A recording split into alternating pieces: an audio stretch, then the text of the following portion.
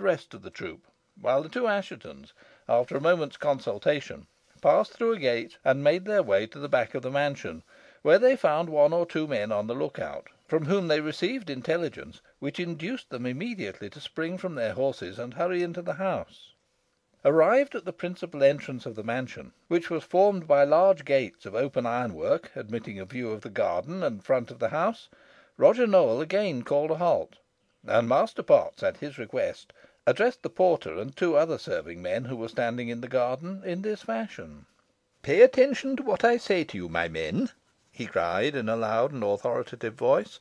"A warrant will this day be issued for the arrest of Alice Nutter of Rough Lee, in whose service you have hitherto dwelt, and who is charged with the dreadful crime of witchcraft, and with invoking, consulting, and covenanting with, entertaining, employing, feeding, and rewarding evil spirits, contrary to the laws of God and man, and in express violation of his Majesty's statute. Now take notice, that if the said Alice Nutter shall at any time hereafter return to this her former abode, or take refuge within it, you are hereby bound to deliver her up forthwith to the nearest constable, to be by him brought before the worshipful Master Roger Nowell of Read, in this county, so that she may be examined by him on these charges. You hear what I have said?" The men exchanged significant glances, but made no reply. Potts was about to address them, but to his surprise he saw the central door of the house thrown open, and Mistress Nutter issue from it. She marched slowly and majestically down the broad gravel walk towards the gate. The attorney could scarcely believe his eyes, and he exclaimed to the magistrate, with a chuckle, "Who would have thought of this? We have her safe enough now." But no corresponding smile played upon Nowell's hard lips. His gaze was fixed inquiringly upon the lady. Another surprise. From the same door issued Alizon Device, escorted by Nicholas and Richard Assheton, who walked on either side of her, and the three followed Mistress Nutter slowly down the broad walk. Such a display seemed to argue no want of confidence. Alizon did not look towards the group outside the gates, but seemed listening eagerly to what Richard was saying to her.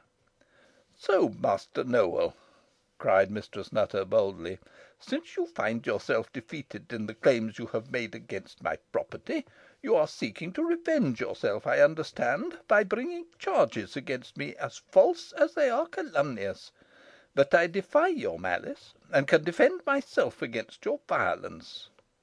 "If I could be astonished at anything in you, madam, I should be at your audacity," rejoined Nowell; "but I am glad that you have presented yourself before me, for it was my fixed intention, on my return to Whalley, to cause your arrest, and your unexpected appearance here enables me to put my design into execution somewhat sooner than I anticipated." Mistress Nutter laughed scornfully. "Sparshot," vociferated Nowell, "enter these gates, and arrest the lady in the King's name." The beadle looked irresolute. He did not like the task. "The gates are fastened," cried Mistress Nutter. "Force them open, then," roared Nowell, dismounting and shaking them furiously. "Bring me a heavy stone. By heaven, I will not be baulked of my prey." "My servants are armed," cried Mistress Nutter, "and the first man who enters shall pay the penalty of his rashness with his life. Bring me a petronel, Blackadder." The order was promptly obeyed by the ill favoured attendant who was stationed near the gate. "I am in earnest," said Mistress Nutter, aiming the petronel, "and seldom miss my mark."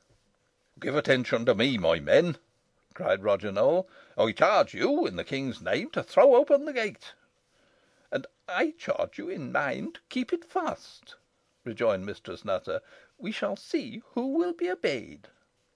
One of the grooms now advanced with a large stone, taken from an adjoining wall, which he threw with great force against the gates, but though it shook them violently, the fastenings continued firm. Blackadder and the two other serving men, all of whom were armed with halberds, now advanced to the gates, and thrusting the points of their weapons through the bars, drove back those who were near them.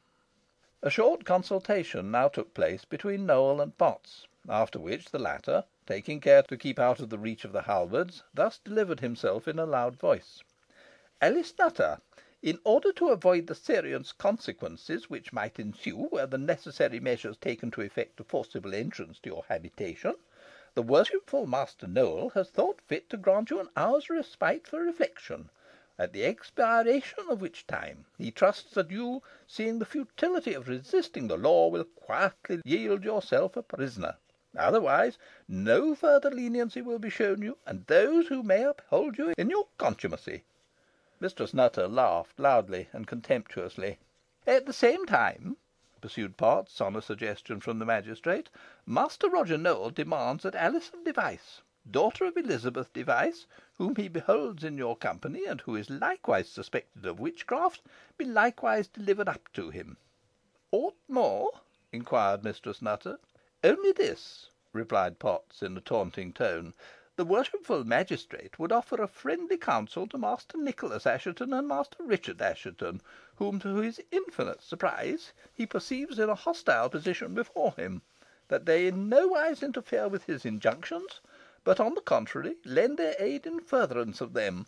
Otherwise, he may be compelled to adopt measures towards them which must be a source of regret to him.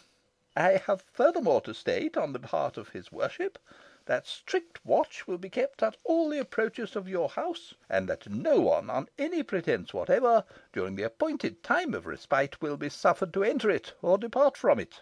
In an hour his worship will return." "And in an hour he shall have my answer," replied Mistress Nutter, turning away. CHAPTER IX.